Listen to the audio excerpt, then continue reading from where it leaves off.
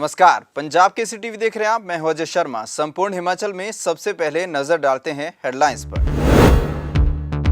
Police भर्ती paper leak मामले को लेकर विपक्ष के निशाने पर सरकार। अग्निहोत्री ने हाईकोर्ट की निगरानी में सीबीआई जांच करवाने की रखी मांग। प्रतिभा सिंह ने केंद्र सरकार से मामला उठाने की कही बात। पुलिस भर्ती पेपर लीक मामले को लेकर सुखविंदर सुक्खू ने प्रदेश सरकार को घेरा। मुख्यमंत्री को कहा बेचारा, बोले दिल्ली से चलती है सरकार।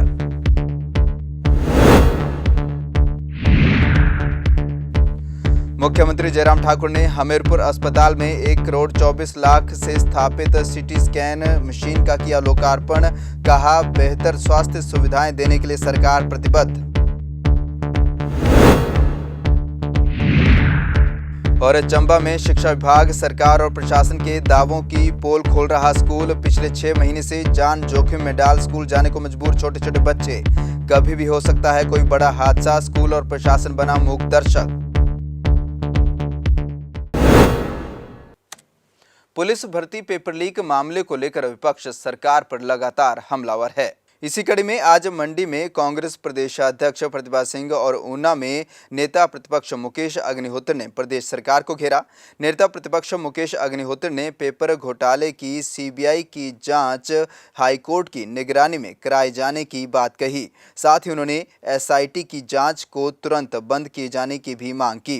अग्निहोत्री ने कहा कि विपक्ष के दबाव के बाद प्रदेश सरकार ने सीबीआई जांच की सिफारिश की है और अब जब सीबीआई जांच कर रही है तो इस मामले में एसआईटी जांच क्यों हो रही है। वहीं कांग्रेस प्रदेशाध्यक्ष प्रतिभा सिंह ने कहा कि मामला यहीं पर खत्म नहीं होता, इसे केंद्र सरकार के समक्ष भी उठाया जाएगा और बताया जाएगा कि हिमाचल में भाजपा सरकार के कार्यकाल में क्या-क्या घोटाले हो रहे हैं। जयराम के टाइम में 2 ही काम है नौकरियों को लेके, या सौदा या सिफारिश। नौकरियों का या सौदा होगा या सिफारिश होगी, इससे अलावा मेरिट का तो गला घोंट दिया गया है। और उसके बाद जब पर्दे खुलने लगी, 100 करोड़ रुपया इसमें हैंड्स एक्सचेंज हुए हैं। 100 करोड़ रुपया जिसमें कि लोगों ने पैसे दिए हैं। और जयराम ने एसआईटी बनाई। एसआईटी किस चीज की जांच कर रही थी कि पर्चा कैसे खरीदा, जबकि जांच इस बात की होनी चाहिए थी पर्चा कैसे बिका। जो इन्होंने 73 लोग गिरफ्तार किए, वो सिर्फ वो लोग हैं जिन्होंने पर्चा खरीदा या उनके पेरेंट्स हैं या जिन्होंने पैसे अपने अकाउंट से दिए। एसआईटी में वो लोग डाल दिए जो कि प्रिंटिंग के लिए जिम्मेवार थे, जो कस्टोडियन थे पेपर के, जिन्होंने पर्चा आगे लेके गए। वही लोग फिर से एसआईटी में डाल दिए ताकि मामले को रफा दफा कर दिया जाए और जल्दी से पर्चा करा के साइड हो जाए। सर, कांग्रेस पार्टी की अब क्या मांग है, क्योंकि सीबीआई की जांच की? अरे सीबीआई मांग कांग्रेस के दबाव में हुई। हम लोगों ने जो है लगातार इस बात के लिए प्रेशर बनाया, लेकिन सीबीआई जांच जो है, एक तो पहले जो एसआईटी की जांच एकदम से बंद की जानी चाहिए। एसआईटी अभी भी कह रहे हैं कि एसआईटी जांच करेगी, ये तो सारे सबूत खत्म कर देगी। एसआईटी जब सीबीआई को इंक्वायरी, ये फिर वैसा ही कर रहे हैं जैसे गुड़िया प्रकरण के समय की बातें ये कर रहे थे। उसमें कह रहे थे एसआईटी ने जांच क्यों की। अब एसआईटी क्यों जांच कर रही है जब आपने अनाउंस कर दिया। और सीबीआई की इंक्वायरी जो है वो हाई कोर्ट की मॉनिटरिंग में होनी चाहिए। हाई कोर्ट मॉनिटर करे मंथली, वीकली, जो भी करना है, ताकि पता लगे कि क्या हुआ है। नहीं तक क्यों, हम इसको केंद्र सरकार तक उठाएंगे और कहेंगे कि आपके सरकार, बीजेपी की सरकार जो हिमाचल प्रदेश में, उनके कार्यकाल में ऐसे ऐसे वारदात हो रहे हैं और उसमें जो पकड़े गए लोग हैं उनको सजा होनी चाहिए और वो खुलासा करे इस बात का कि इसमें कितने लोग इन्वॉल्व थे, गवर्नमेंट के कितने लोग, पुलिस के कितने लोग, और क्यों उन्होंने हमारे बच्चों के साथ, के भविष्य के साथ ऐसा बड़ा खिलवाड़ किया। आज पहले ही बीजेपी की सरकार ने कोई नौकरी नहीं दी, कोई ऐसे एवेन्यूज नहीं खोले जहां से बच्चों को रोजगार मिल सकता था, जबकि मोदी सरकार ने, जब वो पिछली मर्तबा चुनाव लड़ रहे थे, तो ये आश्वासन दिया था कि हम नौकरी भी प्रोवाइड करेंगे और जो हमारे देश के बेरोजगार लोग हैं उनके लिए हम 2 करोड़ रोजगार 1 साल में युवाओं को देंगे। पर आज 7 साल हो चुके हैं, मुझे नहीं लगता कि किसी भी स्तर पर इन्होंने रोजगार उपलब्ध करवाया। और जब ऐसे ऐसे इंटरव्यू आते हैं तो माँ बाप को लगता है कि शायद हमारे बच्चे को कोई रोजगार मिल जाए। वो कैसे कैसे आर्थिक मजबूरी होते हुए, आर्थिक स्थिति उनकी कमज़ोर होते हुए भी उन्होंने बच्चों को पढ़ाने के लिए, उनको आगे लाने के लिए भरसक प्रयास किया। और जब ये हुआ तो उनको लगा कि शायद हमारे बच्चे को कोई रोजगार मिल जाएगा, पुलिस में उसकी भर्ती हो जाएगी। बहुत आशाएं थी माँ बाप को, पर आप जानते हैं कि आज ये खुलासा इस बात का हुआ है। और इन्होंने कांग्रेस के कहने पर, मतलब जब इन्होंने दबाव पड़ा कांग्रेस की तरफ से, तब इसकी सीबीआई जांच करवाई। वहीं प्रदेश कांग्रेस चुनाव समिति के अध्यक्ष सुखविंदर सिंह सुक्खू ने भी पुलिस भर्ती पेपर लीक मामले को लेकर सरकार को जमकर घेरा।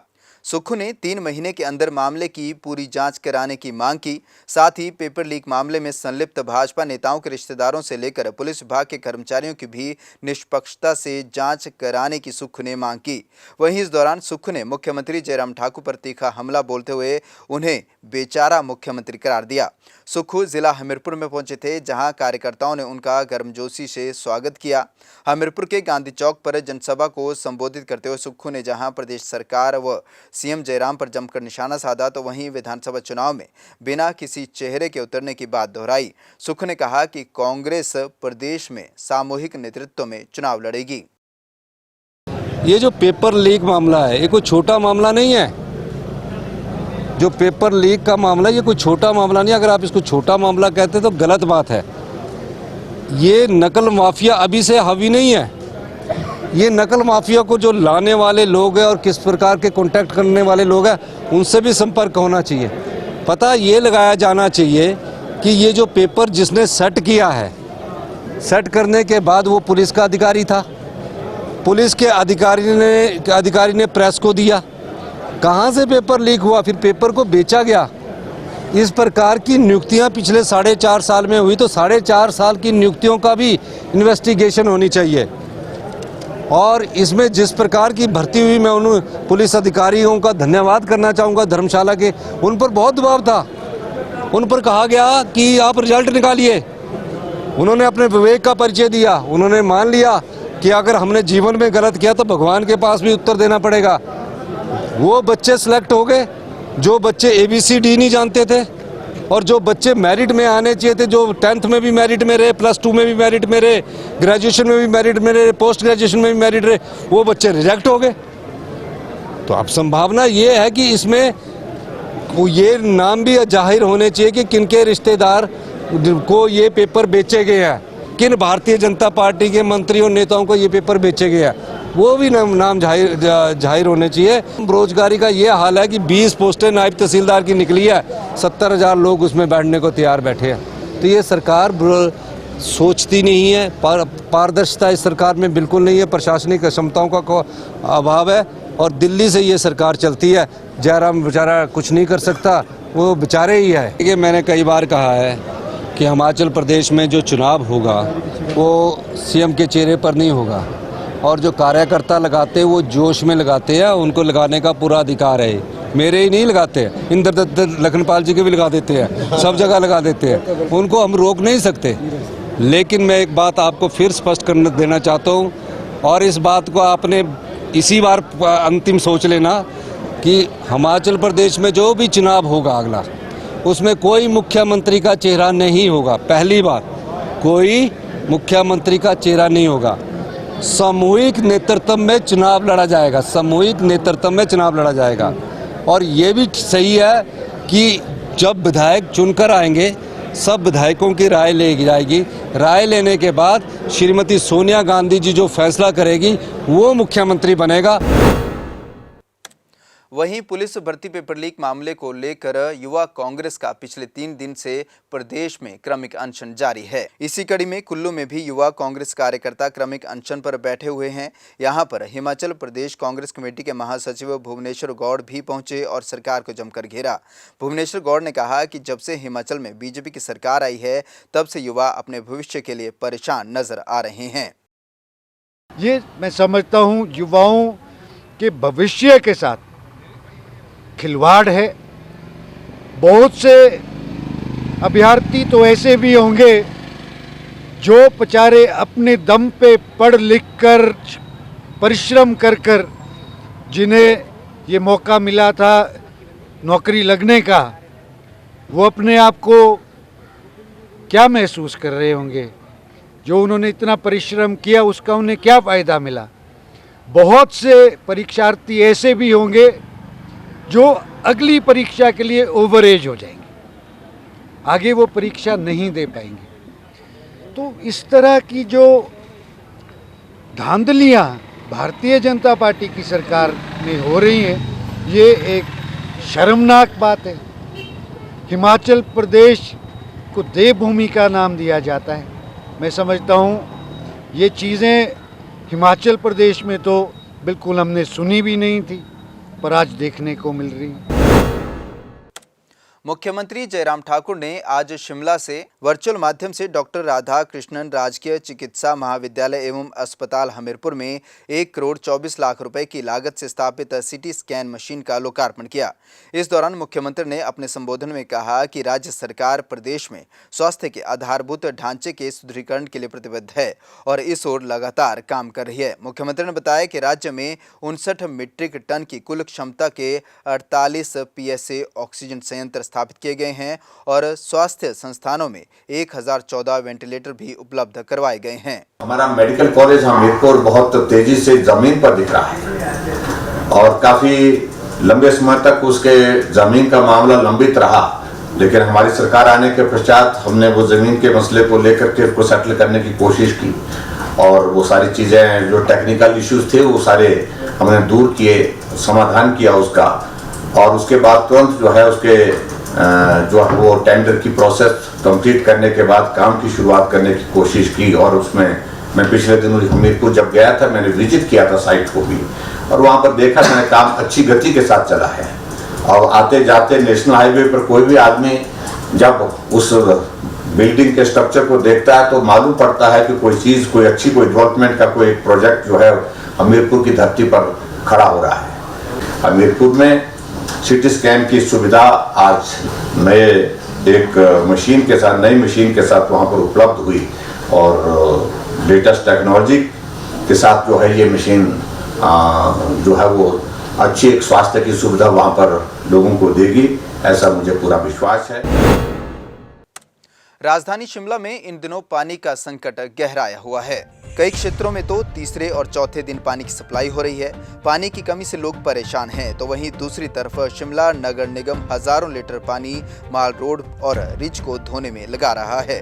वीरवार को नगर निगम के कर्मचारी टैंकरों के साथ शिमला के रिज मैदान पर पहुंचे और यहां पर रिज मैदान और माल रोड पर सफाई की। एक के बाद एक पानी से भरे कई टैंकरों से सड़कों को साफ किया गया, जिस पर लोगों ने सवाल खड़े किए। जानकारी के मुताबिक रिज मैदान पर 31 मई को प्रस्तावित प्रधानमंत्री नरेंद्र मोदी की रैली को लेकर नगर निगम द्वारा शहर में सफाई अभियान शुरू किया गया है और इसी के तहत आज रिज और माल रोड को पानी से धोया गया। गर्मी का जिस तरह इतना ज्यादा प्रकोप जारी है, गर्मी के हिसाब से पानी की कमी बहुत ज्यादा है और आज जनता की जितने भी लोगों की समस्या है वो सबसे बड़ी समस्या पानी है। पानी के बिना तो हर आदमी को जरूरत पानी की पड़ती है, लेकिन आजकल पानी तीसरे या चौथे दिन मिल रहा है।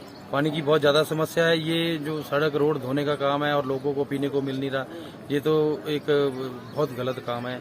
लोगों को पानी पीने को देना चाहिए, ना कि सड़क धोने के लिए। ये बहुत ही बड़ी विपदा है हिमाचल में और खासकर शिमला में, जो राजधानी है प्रदेश की।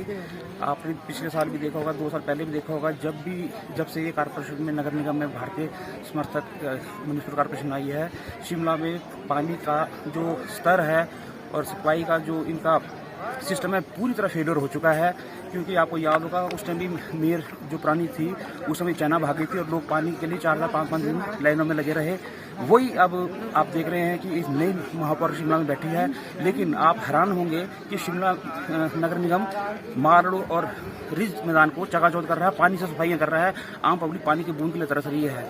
हम सेंट्रल जोन शिमला में रहते हैं, जहाँ सबसे पानी ज़्यादा अधिक उपलब्ध है, वहाँ पर भी पानी 3-3 दिन नहीं आ रहा है। और आज भी मैं आपको बताऊँ कि आज का दिन भी पानी हमारे को नहीं मिला। प्रधानमंत्री का दौरा प्रस्तावित है वो है 31 तारीख को, तो क्या आप 11 दिन लोगों को बिना पानी के प्यासे मारेंगे?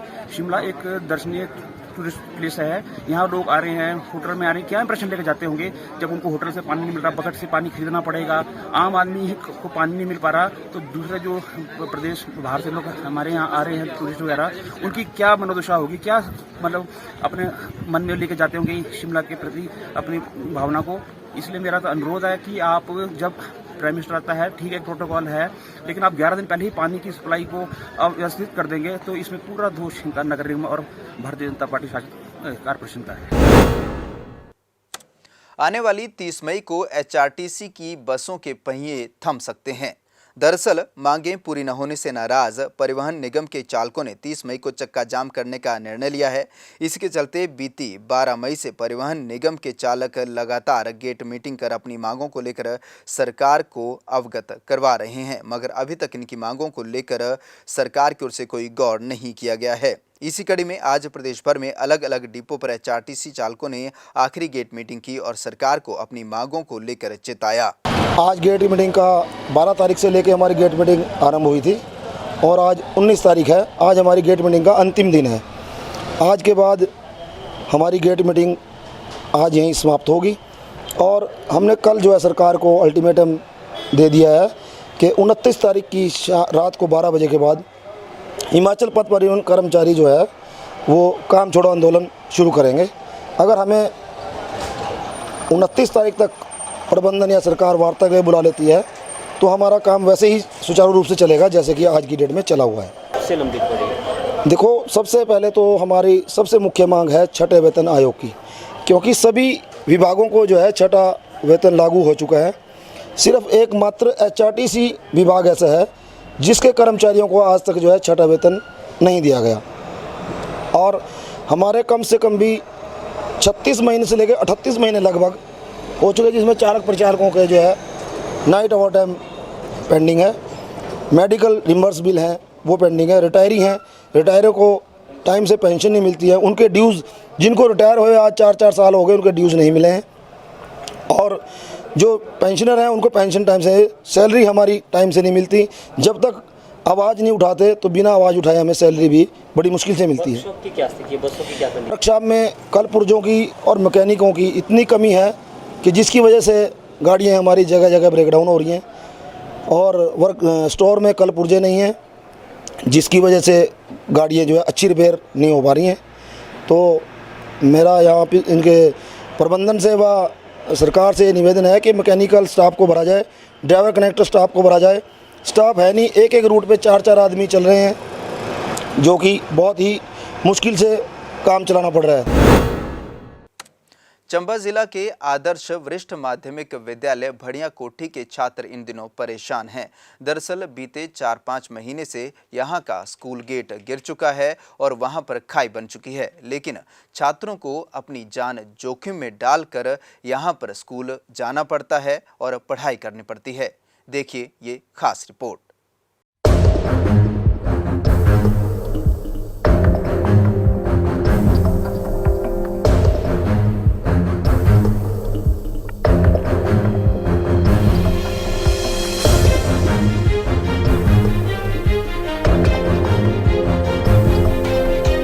ये तस्वीरें हैं चंबा जिला के साथ लगते आदर्श वरिष्ठ माध्यमिक विद्यालय भड़िया कोठी की, जहां हर रोज सैकड़ों बच्चे अपनी जान को जोखिम में डाल स्कूल में पढ़ाई करने जाते हैं। जाएं भी क्यों ना, सवाल उनके भविष्य का है।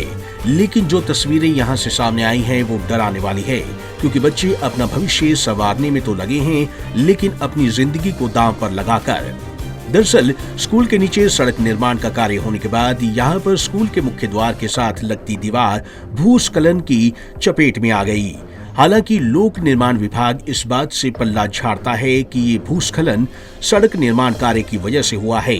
बहरहाल यहाँ पर सवाल ये नहीं है कि किस वजह से ये भूस्खलन हुआ है, सवाल यहाँ पर सैकड़ों बच्चों की जिंदगी का है, क्योंकि यहाँ पर भूस्खलन हुए 4 से 5 महीने हो चुके हैं और फिर भी बच्चों को अपनी जिंदगी दांव पर लगाकर स्कूल के अंदर जाना पड़ता है। बच्चों का भी कहना है कि लकड़ी के फट्टों पर से जाते हुए उन्हें काफी डर लगता है कि कहीं खाई में न गिर जाएं। इस रास्ते को टूटे कम से कम 4 महीने हो गए हैं, ये अभी तक नहीं बना। हमारे स्कूल का रास्ता टूटा हुआ 1 साल हो गया, ये नहीं बन रहा है। हम यहाँ पे फट्टे रखे हुए होते हैं, हम रोज़ फट्टे के ऊपर से जाते हैं और नीचे गिरने का डर रहता है। हमारे स्कूल का जो रास्ता है वो टूट गया। हम सरकार से मांग करते हैं कि हमारे स्कूल के रास्ते को जल्द से जल्द बनवाया जाए। वहीं इस समस्या को लेकर स्कूल के प्रधानाचार्य का कहना है कि उन्हें अभी स्कूल में आए कुछ ही समय हुआ है और उन्होंने आते ही सबसे पहले इस रास्ते के बारे में प्रशासन विभाग व पंचायत प्रतिनिधियों को अवगत करवा दिया है और उनके साथ पत्राचार भी किया गया है, लेकिन अभी तक इसके ऊपर कोई भी कार्रवाई नहीं हुई है। प्रिंसिपल ने कहा कि जब तक औपचारिकताएं पूरी नहीं हो जाती तब तक उन्होंने खुद साथ में एक वैकल्पिक रास्ता बनाने का काम शुरू कर दिया है ताकि बच्चों को कोई खतरा ना हो। ये रास्ता मैंने तो अभी ज्वाइन किया है, अभी कोई 20-25 दिन ही हुए हैं, पर उससे पहले का ये कार्रवाई हुई है इस पर, जो डिपार्टमेंट के थ्रू एसडीएम के थ्रू किया हुआ है, पर पीडब्ल्यूडी जो है इसको मानने के लिए तैयार नहीं है। एक्चुअल में कटिंग नीचे पीडब्ल्यूडी ने की हुई है इसकी रोड की, और जो रोड का जो बेस है वो निकल गया नीचे से, जो डंगे का बेस था। तो कुछ और भी कारण रहे होंगे, तो उस समय जो प्रिंसिपल थे उन्होंने जो है कार्रवाई की हुई है आगे, पर अभी तक किसी भी डिपार्टमेंट से कोई भी पैसा मिला नहीं है विभाग को, जो विद्यालय को, तो इसलिए ये जो रास्ता भी संभव नहीं हो पा रहा है। अभी मैंने एक वैकल्पिक रास्ता बनाने के लिए प्रयास कर रहा हूँ और बहुत शीघ्र जो है 2-3 दिनों के अंदर ही उस रास्ते को हम चला देंगे। मामले में उपायुक्त चंबा का कहना है कि उनके ध्यान में ये बात आई है और उन्होंने तुरंत बीडीओ को प्राथमिकता के आधार पर इस कार्य को करने के आदेश जारी कर दिए हैं। मैंने बीडीओ चंबा को निर्देश दिए हैं कि वो पंचायत को कहे कि उसको नरेगा या किसी अन्य मद में जो है इस कार्य को तुरंत करवाएं, और यदि आवश्यकता होती है तो हम जिला प्रशासन की तरफ से भी, हमारे प्लानिंग हेड से भी हम इसके लिए धन उपलब्ध करवा देंगे, ताकि जो स्कूल है उसको भी हम प्रोटेक्ट कर सकें और बच्चों की जो सेफ्टी है उसका भी ध्यान रखा जा सके। उपायुक्त चंबा का कहना है कि उन्होंने बीडीओ को तुरंत इस कार्य को करने के आदेश दे दिए हैं, तो वहीं प्रिंसिपल साहब का कहना है कि वो नए आए हैं, फिर भी इसे ठीक करवाने में लगे हैं और तब तक वैकल्पिक रास्ता बनाने का काम किया जा रहा है।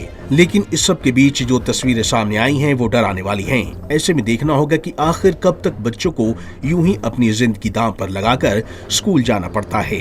पंजाब केसरी टीवी के लिए चंबा से मंजूर पठान की रिपोर्ट। इस बुलेटिन में फिलहाल इतना ही। अजय शर्मा को दीजिए इजाजत। नमस्कार।